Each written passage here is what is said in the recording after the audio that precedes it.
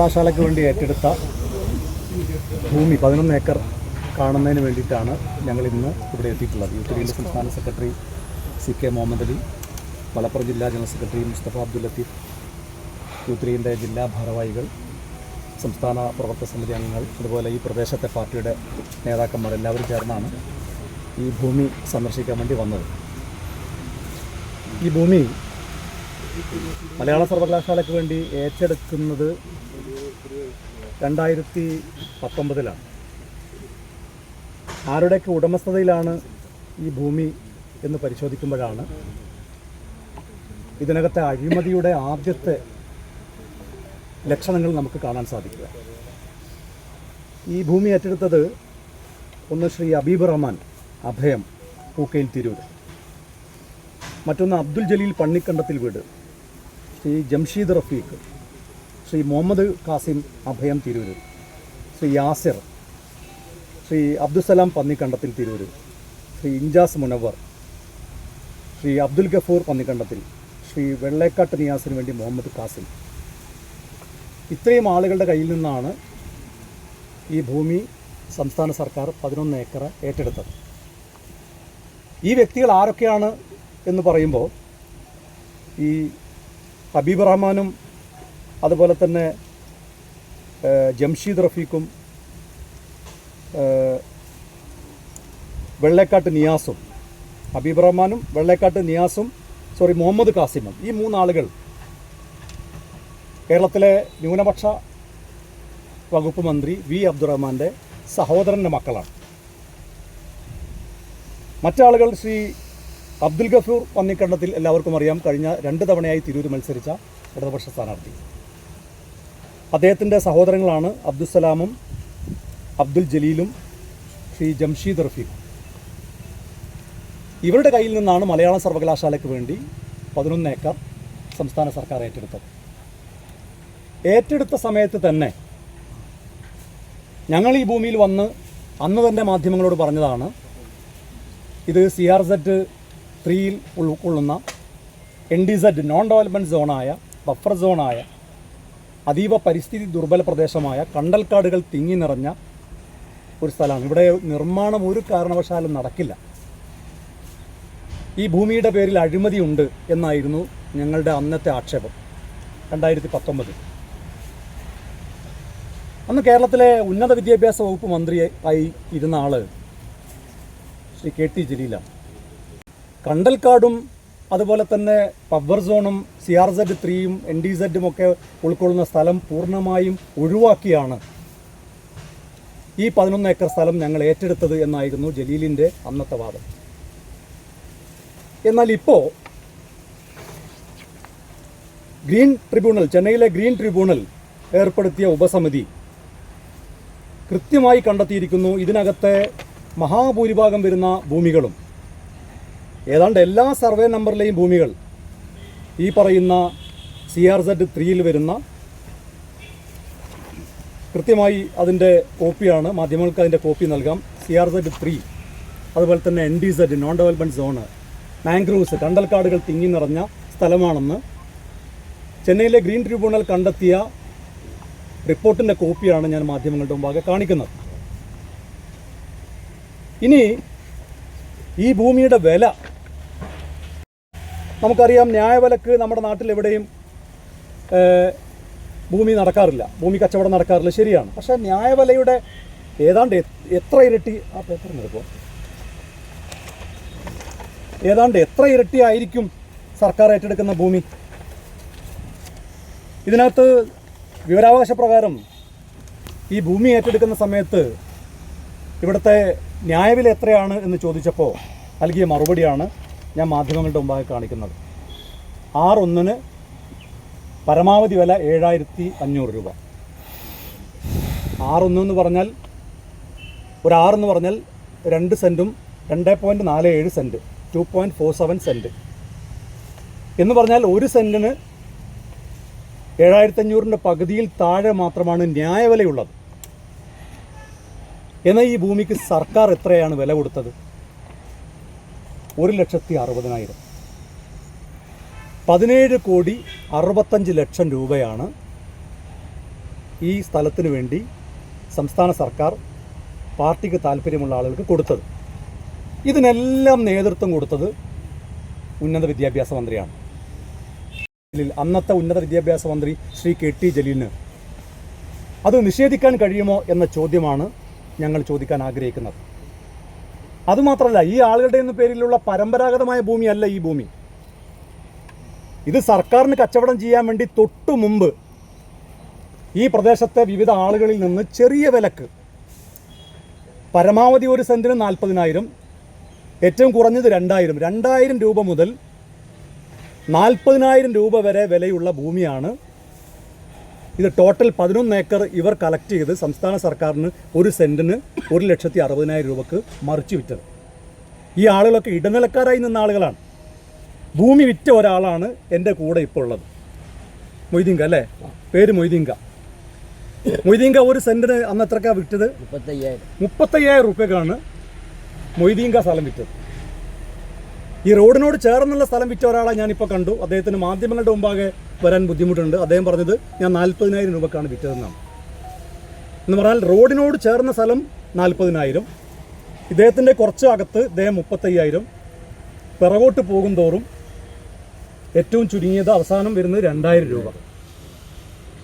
ഈ ഭൂമിയാണ് ഇങ്ങനെ കൊള്ള വിലക്ക് 1,60,000 രൂപക്ക് ശ്രീ KT ജലീലിൻ്റെ താല്പര്യപ്രകാരം സംസ്ഥാന സർക്കാർ ഏറ്റെടുത്തത്. ഇനി അന്ന് ഞങ്ങൾ പറഞ്ഞു ചതുപ്പ് സ്ഥലമാണ്, അപ്പോൾ നിർമ്മാണ പ്രവർത്തനങ്ങൾ ആരംഭിക്കുമെന്നാണ് പറഞ്ഞത്. ഞാൻ മാധ്യമ സുഹൃത്തുക്കളോട് ഈ പ്രദേശം ഒന്ന് ചുറ്റി കാണാൻ വേണ്ടി പറയാണ്. ഇതിൻ്റെ പിറകിലേക്ക് നിങ്ങളെ ക്യാമറ കണ്ണുകൾ ഒന്ന് പോയാൽ അത് ചതുപ്പ് പ്രദേശമാണെന്നും കണ്ടൽക്കാടുകൾ തിങ്ങി നിറഞ്ഞ സ്ഥലമാണെന്നും നിങ്ങൾക്ക് കാണാൻ സാധിക്കും. മാത്രമല്ല, 2019 കേരളത്തിൻ്റെ മുഖ്യമന്ത്രി ശ്രീ പിണറായി വിജയൻ ഓൺലൈനിലൂടെ തറക്കല്ലിട്ട സ്ഥലം. 6 വർഷമായിട്ട് ഇന്നുവരെ ഒരു കല്ല് പോലും ഈ സ്ഥലത്ത് വെച്ചിട്ടില്ല, വെക്കാൻ കഴിയില്ല. എന്താ കാര്യം? ഇതിന് പരിസ്ഥിതി അനുമതി കിട്ടില്ല, ഇതിൽ വിവിധ വകുപ്പുകളുടെ ഒരു അനുമതിയും കിട്ടില്ല എന്ന് ബോധ്യമുള്ളത് കൊണ്ടാണ് 2019 തറക്കല്ലിട്ടിട്ട് ഒരു കല്ല് പോലും ഈ പ്രദേശത്ത് വെക്കാൻ സംസ്ഥാന സർക്കാരിന് കഴിയാത്തത്. സർക്കാർ ചെലവഴിച്ച 17,65,00,000 രൂപ ശ്രീ KT ജലീലിൽ നിന്ന് ഈടാക്കാൻ സംസ്ഥാന സർക്കാർ തയ്യാറാകണം. കാരണം ഈ ഭൂമി ഉപയോഗശൂന്യമാണ് എന്ന് കണ്ടെത്തിയിരിക്കുന്നു. ഈ ഭൂമി വേണമെങ്കിൽ ജലീൽ ഏറ്റെടുത്തോട്ടെ. ജലീൽ ഭാര്യയുടെ കയ്യിൽ നിന്ന് കടം വാങ്ങിയിട്ടാണെങ്കിലും ശരി, അത് മാസത്തവണ അടച്ചു കൊടുത്തിട്ടാണെങ്കിലും ശരി, എങ്ങനെയാണെങ്കിലും ശരി, സർക്കാരിന് സാധാരണക്കാർ നികുതി കൊടുക്കുന്ന പണം ഉപയോഗിച്ച് വാങ്ങേണ്ട ഭൂമിയല്ല ഈ ഭൂമി എന്ന് വ്യക്തമായ സാഹചര്യത്തിൽ ജലീലിൽ നിന്ന് ഇത് തിരിച്ചു പിടിക്കാൻ സംസ്ഥാന സർക്കാർ തയ്യാറാകണം. അതുമാത്രം പോരാ, ഇതുമായി ബന്ധപ്പെട്ട അഴിമതി കൃത്യമായി അന്വേഷിച്ച് നിയമ നടപടി സ്വീകരിക്കാൻ ജലീൽ മാത്രമല്ല, ഇതിനകത്ത് ഈ പറയുന്ന ആളുകളൊക്കെ പങ്കുപറ്റിയിട്ടുണ്ട്. ആരൊക്കെയാണോ ഇതിനകത്ത് പങ്കുപറ്റിയത് അവരെല്ലാം നിയമത്തിന് മുമ്പിലേക്ക് കൊണ്ടുവരാൻ സംസ്ഥാന സർക്കാർ തയ്യാറാകണം എന്നാണ് യൂത്ത് ലീഗിന് ആവശ്യപ്പെടാനുള്ളത്. ഇതിനകത്ത് ജലീലിന് ഒരു പങ്കുമില്ല എന്ന് ജലീൽ പറയുകയാണെങ്കിൽ, പറഞ്ഞാലും ശരി പറഞ്ഞില്ലെങ്കിലും ശരി, തൊട്ടടുത്ത ദിവസം അദ്ദേഹത്തിൻ്റെ വകുപ്പും അദ്ദേഹവും ഒക്കെ ഇടപെട്ടതിൻ്റെ രേഖകൾ വരും ദിവസങ്ങളിൽ മാധ്യമങ്ങളുടെ മുമ്പാകെ നൽകും. ഇപ്പോൾ ഇക്കാര്യമാണ് ഞങ്ങൾക്ക് ആവശ്യപ്പെടാനുള്ളത്. ഉപയോഗശൂന്യമാണ് എന്ന് അന്ന് തന്നെ, ഈ ഭൂമി ഏറ്റെടുക്കുന്നതിന് മുമ്പ് തന്നെ കേരള നിയമസഭയിൽ ഈ നിയോജകമണ്ഡലത്തിലെ MLA ആയ ശ്രീ മമ്മൂട്ടി, അന്നത്തെ പ്രതിപക്ഷ നേതാവ് ശ്രീ രമേശ് ചെന്നിത്തല, ഞങ്ങൾ പ്രതിപക്ഷ സംഘടനകളൊക്കെ അന്ന് പറഞ്ഞിട്ടും അതൊന്നും മുഖവിലേക്ക് എടുക്കാതെ ഈ ഭൂമിയിൽ നിർമ്മാണം നടക്കും, ഒരു കുഴപ്പമുള്ള ഭൂമിയല്ല, ഇത് കോൺഗ്രസും ലീഗും വെറുതെ പറയുന്ന ആക്ഷേപമാണ്, വികസനം മുടക്കുകയാണ് എന്നായിരുന്നു അന്ന് ഉന്നത വിദ്യാഭ്യാസ മന്ത്രി ജലീലിൻ്റെ വാദം.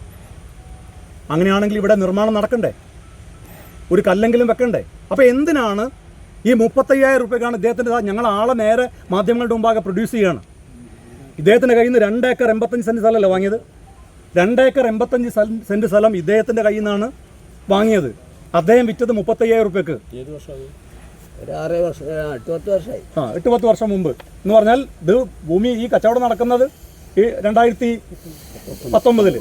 പണം കൊടുത്തത് 2016 ഇതിൻ്റെ ഈ സർക്കാർ വന്ന് ഏതാനും മാസങ്ങൾക്കുള്ളിലാണ് ഇത് ഏറ്റെടുക്കാനുള്ള നടപടിക്രമങ്ങൾ ആരംഭിച്ചത്. എന്ന് പറഞ്ഞാൽ അതിൻ്റെ തൊട്ട് മുമ്പ് 2016 തൊട്ട് മുമ്പ് 2016 തുടക്കത്തിലോ മറ്റോ ആണ് ഇദ്ദേഹത്തിൻ്റെ കയ്യിൽ നിന്ന് 35,000 രൂപയ്ക്ക് വാങ്ങിയത്. 2016 അദ്ദേഹം അവരെ അന്ന് രജിസ്റ്റർ ചെയ്തിട്ടില്ല. അദ്ദേഹം ആർക്കാണ് കൊടുത്തത്? ലില്ലീസ് ഇടതുപക്ഷ സ്ഥാനാർത്ഥി ലില്ലീസ് നേരെ സർക്കാരിന് കൊടുക്കുന്നു. ഈ രജിസ്റ്റർ ചെയ്യുന്നൊക്കെ സർക്കാരുമായിട്ട് നെഗോഷിയേഷൻ നടക്കുന്ന ആ സമയത്താണ്. ലാൻഡ് രജിസ്റ്റർ ചെയ്ത് കൊടുത്തോ? രജിസ്റ്റർ ചെയ്ത് കൊടുത്തു. അവരാണല്ലോ സർക്കാർ രജിസ്റ്റർ ചെയ്യുന്നത്. കാരണം അവർക്ക് പണം, വൈറ്റ് പണവും കിട്ടണം. അവരെ സംബന്ധിച്ചിടത്തോളം അധിക വില കിട്ടിയെന്ന് മാത്രമല്ല, 17,65 ലക്ഷം രൂപ അവരുടെ അക്കൗണ്ടിലേക്ക് വരികയാണ്, സർക്കാർ കൊടുക്കുകയാണ്. അപ്പോൾ അവർക്ക് വൈറ്റ് മണിയായി കിട്ടി. ആ സൗകര്യം ചെയ്തു കൊടുത്തു. 35,000 ഇദ്ദേഹത്തിന്റെ കയ്യിൽ നിന്ന് വാങ്ങിയത്. അതായത് ഈ ഭൂമി ഇടപാടും എന്താ സംശയം? കള്ളപ്പണ ഇടപാട് നടന്നല്ല, അവരുടെ പണം വെളുപ്പിക്കാനുള്ള സാഹചര്യവും സംസ്ഥാന സർക്കാർ ചെയ്തു കൊടുത്തു. അപ്പോൾ ജലീൽ കമ്മീഷനും കിട്ടിക്കാണോ? എന്താ സംശയം? അല്ലെങ്കിൽ അദ്ദേഹം പറയട്ടെ, അദ്ദേഹം എന്തിന് ഈ ചതുപ്പ് പ്രദേശം വാങ്ങി?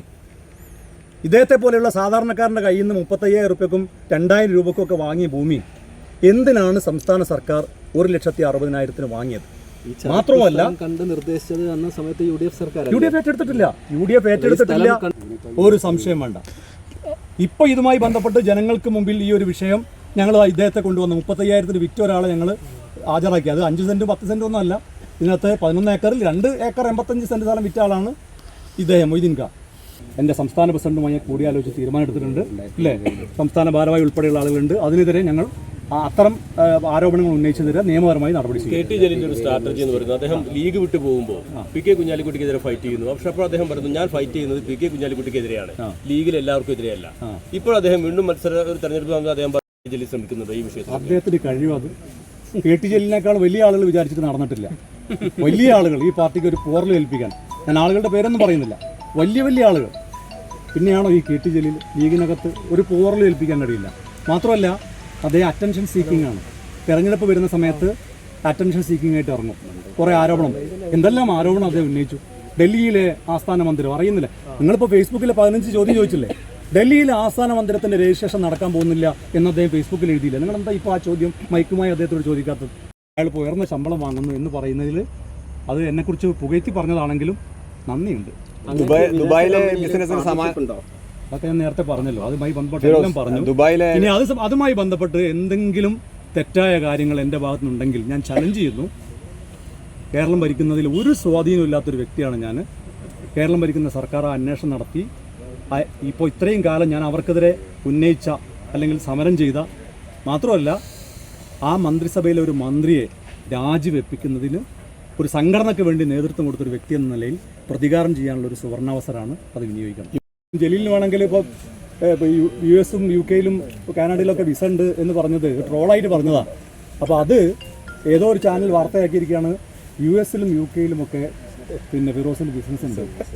അപ്പോൾ ചില അതായത് ഈ US B1 B2 വിസ എന്നൊക്കെ പറഞ്ഞാൽ അവിടുത്തെ സ്റ്റേറ്റ് ഗവൺമെൻറ്, സ്റ്റേറ്റ് ഡിപ്പാർട്ട്മെൻറ്റ് എന്ന് പറഞ്ഞാൽ US ഗവൺമെൻറ് എന്നെ ഇൻവൈറ്റ് ചെയ്തിട്ട് ഞാൻ പോയതാണ്. B1 B2 വിസ എന്ന് പറഞ്ഞാൽ അതിന് ബിസിനസ് ടൂറിസം വിസ എന്നാണ് പറയുക. അപ്പോൾ ആ രാജ്യത്തേക്ക് അങ്ങനെ പോകാൻ വേണ്ടിയും അതിനുശേഷം പോകാൻ വേണ്ടിയും ഇവിടെ പല മാധ്യമ പ്രവർത്തകർക്കും രാഷ്ട്രീയ നേതാക്കന്മാർക്കും ഒക്കെ അടിച്ചു കൊടുത്ത വിസയാണ് ബിസിനസ് ടൂറിസം വിസ.